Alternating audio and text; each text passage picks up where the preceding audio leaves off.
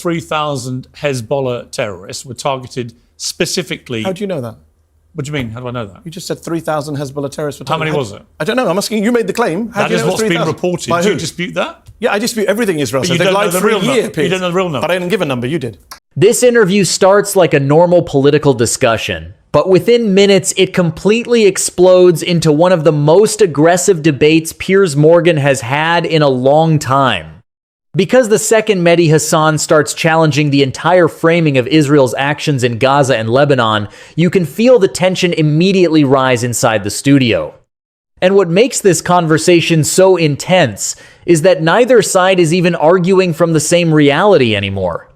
Piers keeps pushing the argument that Israel is responding to terrorism, rocket attacks, and threats from Hezbollah.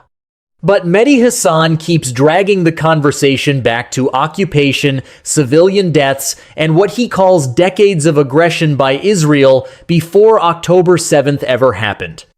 And this is why the debate becomes so chaotic so fast. Every time Piers tries to focus on Hamas or Hezbollah, Mehdi pivots the conversation back toward Gaza, Lebanon, and civilian casualties. Then, every time Mehdi tries to frame Israel as the aggressor, Piers immediately pushes back by bringing up terrorism, rockets, and national security. So instead of a normal interview, what you end up watching is two completely different worldviews smashing directly into each other for almost 10 straight minutes. And honestly, the moment Mehdi says he disputes everything Israel says, you can actually see Piers realizing this conversation is about to go completely off the rails. First of all, Hezbollah. Do you see a distinction between Hezbollah and, say, Hamas? In what sense? In what they are, what they represent, how they have acted. I mean, they're very different groups. They operate in different places, in different contexts. I guess what they have in common is that they both came out of Israel's occupation of their land, right? Hamas comes out of the occupation of the West Bank and Gaza, and many people are not aware of the fact that Israel occupied Lebanon, southern Lebanon, for 18 years, from 1982 to 2000 when they withdrew, although the Lebanese argue that they're still in occupation of a piece of Lebanese land called the Sheba Farms. So in that sense, they're similar. They're obviously different in some of their tactics. They're different religions. Well, they're different sects, I apologize, not different. They're both Muslim, but one is Shia, one is Sunni. They're both backed by Iran. I mean, look, there's similarities, differences. I think what's really interesting this time round is we've seen for a year Israel killing thousands of civilians in Gaza and saying, well, Hamas is to blame because of human shields, because of tunnels. That argument just does not work in Lebanon. They've killed 550 people, Piers, on Monday. An insane amount of people in a single day, one of the highest single-day death tolls in modern warfare. Almost all of them civilians, according to the Lebanese health ministry, which is not Hezbollah, by the way. You know, they always say Hamas-controlled health ministry in Gaza. So I think what we've seen is so phenomenally bad on Israel's end and so little defense. You know, October 7th was used, as you and I have discussed before, as the excuse for killing tens of thousands of Palestinians. Well, I would categorize it differently. I don't think they use it as an excuse to go and kill tens of thousands of Palestinians.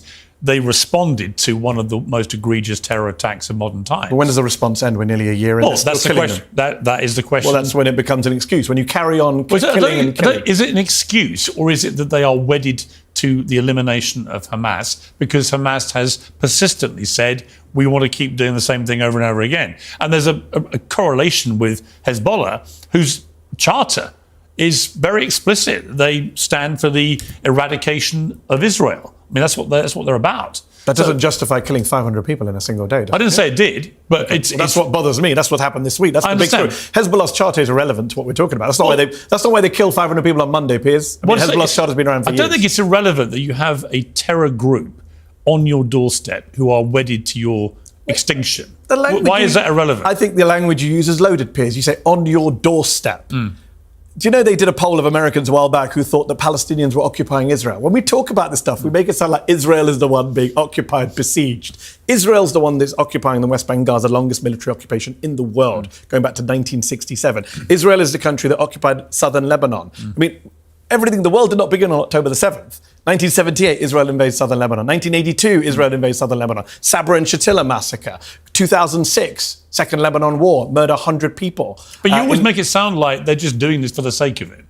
They're not. What are they doing it for? Well, they've been provoked by Hezbollah. This is the exact moment where the entire debate shifts from discussing current events into arguing over the entire history of the conflict itself. Notice what's happening here. Piers is trying to narrow the discussion down to one specific issue: Hezbollah firing rockets toward Israel after October 7th. He wants to frame the situation as Israel reacting to direct military threats happening right now in real time. But Mehdi Hasan refuses to stay inside that framework for even a second. Instead, he immediately zooms the conversation out decades into the past. He starts bringing up southern Lebanon, Israeli occupation, the West Bank, Gaza, and historical invasions going back years before Hamas or Hezbollah even existed in their current forms. And this is why these debates become almost impossible to resolve, because both sides are debating different timelines. Piers keeps focusing on immediate security threats and terrorism. Mehdi keeps arguing that none of this can be understood without talking about occupation and long-term military control in the region. And the reason viewers react so emotionally to these interviews is because most people already emotionally choose one of those frameworks before the debate even starts. If someone believes the conflict begins with terrorism and rocket attacks, they'll naturally side with Piers. But if someone believes the root issue is occupation and civilian suffering, they'll naturally lean toward Mehdi Hasan's argument. And honestly, this is where Piers starts getting visibly frustrated because Mehdi refuses to answer inside the structure of the questions being asked. Every answer becomes another counterattack. Every accusation becomes another historical example. And from this point forward, the interview basically turns into a non-stop battle over who gets to define reality itself. That's what Hezbollah didn't exist in 1917, Piers. Okay, I'm talking about the specifics of going on now. The provocation since October the 7th, Hezbollah's first response to October the 7th was to unleash rockets on Israel. That's not true. On October the 8th. That's not true. That's not true. That is what happened. Where did they fire the first rocket? They fired rockets on the 8th. Where? Well, you tell me. No, you just said they fired at Israel. Where? Well, they fired in the direction of Israel. Where did they hit? They fired at the Sheba Farms. Answer, tell me. I do. They fired at the Sheba Farms, which, as I said earlier, is an area of Syria. Well, the Lebanese claim it's Lebanon. Syria claims it's Lebanon. Israel says no and is occupying the Sheba Farms. They fired at Israeli military installations in the Sheba Farms. Now, have they got fired in Israel? So since? they were firing at Israel. They were firing Yes. at an area that Israel says is theirs. No, Israel doesn't say that. Israel says it's Syria's. Because remember, Piers, Israel is occupying Syria and the West Bank and Gaza, and Lebanon would argue parts of Lebanon. This is the problem, right? The core of the problem is Israel's territorial expansionism. It's a mess. Attacks, not a mess. It's Israel occupying multiple Arab lands, which leads to quote-unquote resistance or quote-unquote terrorism, whichever word. I don't care what word you want to use right now. But that is the core, right? You had John Mearsheimer on the show this week, made the same point. Deal with the occupation, then you deal with the violence. And look, has Hezbollah fired into Israel at civilian targets? Yes, I don't agree with that. But the reality is 82% of the exchange of fire between Lebanon and Israel since October the 7th has been done by Israel. Okay. 82%. But is that not a provocation of Let Hezbollah? me finish my point, which is that since October the 8th, 19,000 missiles, rockets have come from Hezbollah to Israel, right? But way more from Israel into Lebanon. Well, I'm sure. 82%. Of course they've responded. What else are they supposed to do? 82%. But This is not two equal sides. So they can't defend themselves. But the vast majority of attacks is on Lebanon. Okay, but would you condemn the firing of rockets by Hezbollah or not? Of course, I condemn all attacks on civilian targets. Well, we know that, Piers. We've discussed this. I'm going to come to Israel's response. I don't come on shows to defend militant groups or foreign governments. Okay. So I come on shows to say, let's end the violence. Yeah. Let's sort out what the solution is. Yeah. Let's look at the root cause of the violence. It is undeniable that the root cause of the violence is Israel, Israel's occupation, the genocide in Gaza. What did the leader of Hezbollah say? He said, we won't fire any rockets if you end the killing in Gaza. What did the president of Iran say? We won't retaliate for what you did to Ismail Haniyeh on Iranian soil if you end the killing in Gaza. What did the Houthis say? We'll stop blocking ships if you end the killing in Gaza. Where do all roads lead back to? Why would you believe any of those people? I don't believe any of them. I'm Ronald Reagan. You're citing them as if there's sort of gospel statements from people who have unimpeachable integrity. I'll tell you why, if you let me finish. I'm Ronald Reagan. A bunch of terrorists said, we won't do X, Y, Z if you do this. I'm Ronald Reagan. I say verify. Call their bluff. If they're lying, call their bluff. Stop the Gaza fighting and then see what happens. Yeah, but Israel has called Hamas's bluff. When? there was a ceasefire in place before October the 7th. That's not true. Well, it is true. That's not true. Well, it is true. It's fundamentally false. They were attacking Palestinians the week before October the 7th. There was in September. There, you can Google it on that tablet. What's your definition of a ceasefire? Well, Israel gets to attack people and not the other way around. Okay. In September, hold on. In September, you just made a charge that's not true. There's a tablet there. You can Google it. Guardian headline, right there. You can go see the news report. I don't Google during interviews. Well, afterwards, everyone can. There's a Guardian headline, September 2023, a month before October the 7th. The headline is Palestinians shot in the ankles by Israel in Gaza, attacked. There were airstrikes in Gaza. And by the way, Gaza is not isolated. Gaza and the West Bank under international law are one entity. There were several hundred Palestinians killed in the West Bank before October. But my 7th. point to you, Mehdi, is so there was no ceasefire. You just can't say it's just not true. They would say there was a ceasefire, and it's not true.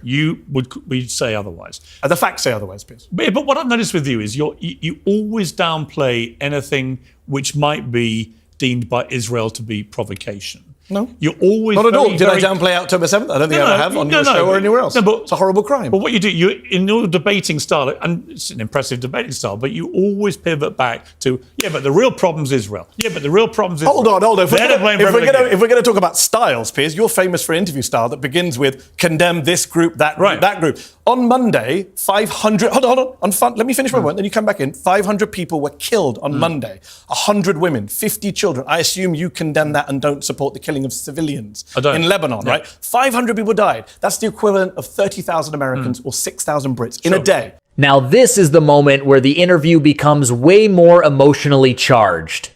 Because Mehdi Hasan completely changes the energy of the discussion by shifting away from military strategy and focusing entirely on civilian deaths. And whether people agree with him or not, this is actually a very effective debate tactic, because once human casualties become the center of the conversation, it becomes much harder to keep the discussion focused purely on military objectives or national security arguments.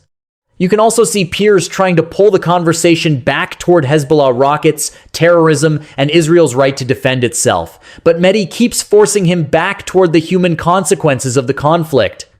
And this is why the debate starts becoming more personal and more confrontational. Because now they're not just arguing facts anymore, they're arguing morality.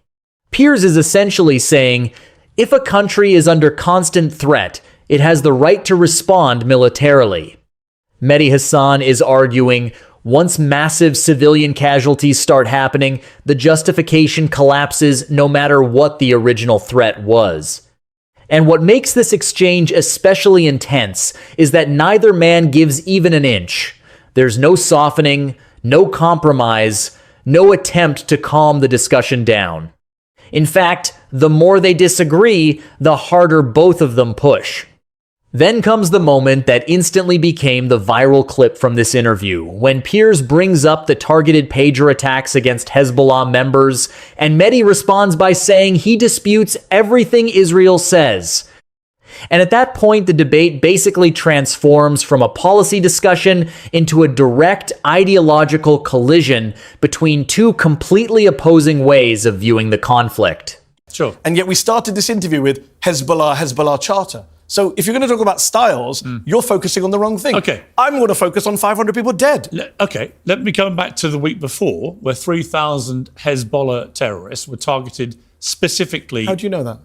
What do you mean? How do I know that? You just said 3,000 Hezbollah terrorists were How targeted. many was it? I don't know. I'm asking you. Made the claim. How That do you is know what's been reported. By Do who? you dispute that? Yeah, I dispute everything Israel says. you They don't lied know the for a real year, number. Piers. You don't know the real number. But I didn't give a number. You did. Well, what has been the number from the other side?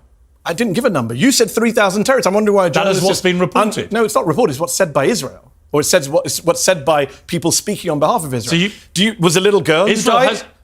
Hang on. Israel hasn't even said it did it. They have in private. It's been reported widely you? to go. No, to the American government. Okay, but don't say they said it publicly. They haven't. But obviously, I believe they did it, right? But I believe they did it but too. You're saying they said this in public. You just gave a 3,000 number, and I'm wondering. I just saw a little girl's funeral last week. Was she a Hezbollah terrorist in your view? No. So then why did you say 3,000 terrorists? There was a kid killed. I was about to say that in the process of targeting very specifically, in an extraordinarily whichever way you in a look terror attack.